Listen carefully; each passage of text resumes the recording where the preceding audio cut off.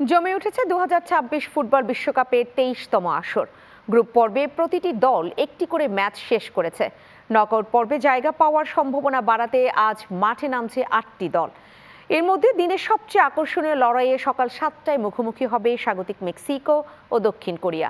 বিস্তারিত জানাচ্ছেন শাহরিয়ার আরাফাত সোহান।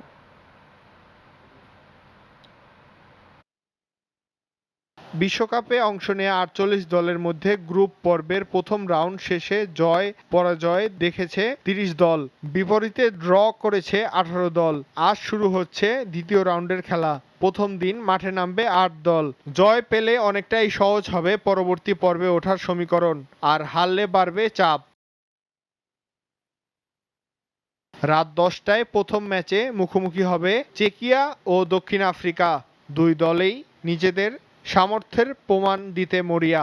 মধ্য মাঠের দখল ও রক্ষণভাগের দৃঢ়তা এই ম্যাচের গুরুত্বপূর্ণ ভূমিকা রাখতে পারে। তাই শুরু থেকেই সতর্ক ফুটবল খেলার আভাস দিয়েছেন দুই দলের কোচ। দিনের দ্বিতীয় ম্যাচে মাঠে নামবে ইউরোপের শক্তিশালী দল সুইজারল্যান্ড এবং বসনিয়া ও হার্জেগোভিনা। দুই দলের সাম্প্রতিক পারফরমেন্স খুব বেশি ব্যবধান না থাকায় ম্যাচটি সমান সমান লড়াই হিসেবে দেখছেন বিশ্লেষকরা। দ্রুতগতি, আক্রমণ ও বল দেখার লড়াইয়ে জমে উঠতে পারে ম্যাচটি। অন্যদিকে স্বাগতিক কানাডার সামনে রয়েছে কাতার চ্যালেঞ্জ।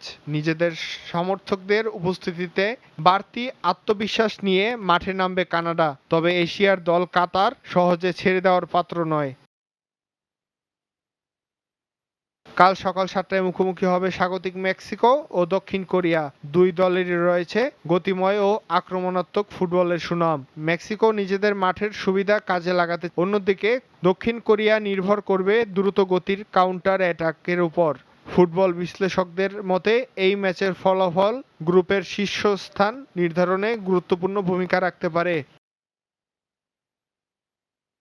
শাহরিয়ার আরাফাত সোহান, চ্যানেল 9 নিউজ ডেস্ক।